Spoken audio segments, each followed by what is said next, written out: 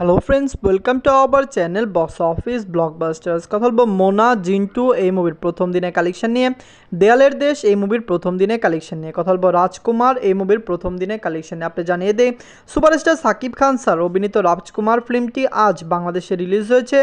ঈদের দিন মুভিকে 126টি সিনেমা হলে রিলিজ করা হয়েছে। আপনি জানিয়ে দেই, রাজকুমারের সর্বকনিষ্ঠ প্রতিবন্ধী ছিল ডেড বডি এবং দেয়ালের দেশ। দেয়ালের দেশ রিলিজ হলো, ডেড বডি কিন্তু আপনারা জানেন পোস্টপন্ড হয়েছে। না হলে আমাদের মনে হয় রাজকুমারকে ভালো টক্কর ডেড বডি এবং দেয়ালের দেশ দিতে পারতো। যাই হোক, কথা বলবো এই তিনটি মুভির কালেকশন নিয়ে। ভিডিও ভালো লাগে তো লাইক করবেন, এবং এখনও যদি বক্স অফিস ব্লগ বা চ্যানেলটি সাবস্ক্রাইব না করে থাকেন, সবার আগে সকল চ্যানেলের লেটেস্ট আপডেট এবং বক্স অফিস কালেকশন জানার জন্য আমাদের চ্যানেলটি সাবস্ক্রাইব করে নেবেন।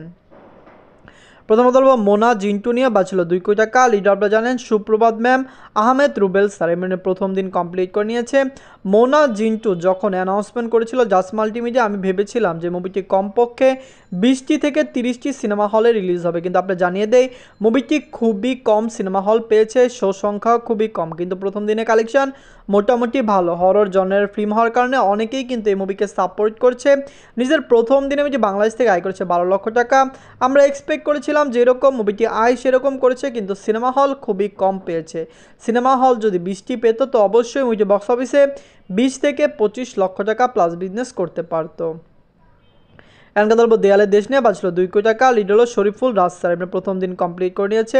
শরীফুল রাজ স্যার বাংলার ইতিহাসের একজন খুবই চ্যালেঞ্জিং অ্যাক্টর। তাকে কিন্তু বাংলার দর্শকরা খুবই বেশি ভালোবাসেন, পছন্দ করেন। তার কিছু কন্ট্রোভার্সি যদি না হতো, তিনি বাংলার সেরা নায়কের মধ্যে একজন থাকতেন। আপনারা জানেন বাংলাদেশে বর্তমানে কিন্তু সেরা নায়কদের মধ্যে সবচেয়ে বেশি popular superstar Shakib Khan sir, কিন্তু শরীফুল রাজ স্যারের ভালো ফ্যান বেস থাকতো, কিন্তু বর্তমানে কিন্তু তার ফ্যান বেস নেই, শুধুমাত্র তার কন্ট্রোভার্সির জন্য। যাই হোক, দেয়ালের দেশ দর্শকদের থেকে পজিটিভ থেকে মিক্স রিভিউ পেয়েছে, অনেকে পজিটিভ রিভিউ দিয়েছে, অনেকে মিক্স রিভিউ দিয়েছে। আপনারা জানেন দেয়ালের দেশ কিন্তু অনেক জায়গায় সুপারস্টার সাকিব খান স্যারের রাজকুমার থেকে বেশি শো পেয়েছে, কিন্তু সিনেমা হল রাজকুমার সবচেয়ে বেশি পেয়েছে।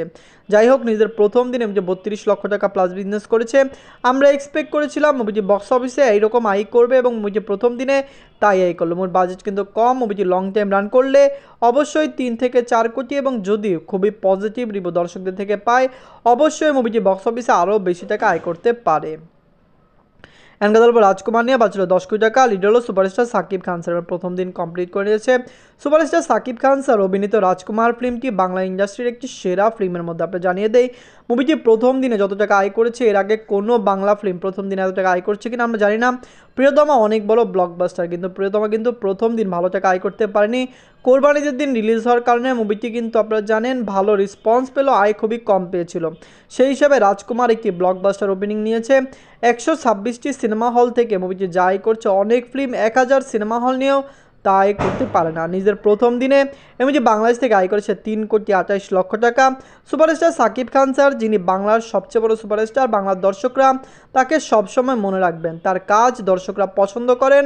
তিনি বাংলাদেশের সর্বোচ্চ অ্যাক্টর, যার মুভি কিন্তু অনেক টাকা আয় করে। আপনারা জানেন প্রিয়তমা প্রায় 43 কোটি প্লাস বিজনেস করেছে। আশা করছি রাজকুমার এর চেয়েও বেশি আয় করবে, কারণ প্রিয়তমাকে কিন্তু ওভারসিজ মার্কেটে বড়সড় আকার রিলিজ করেনি, কিন্তু রাজকুমারকে প্রোডাকশন হাউস কিন্তু ওভারসিজ মার্কেটে বড়সড় আকার রিলিজ করছে।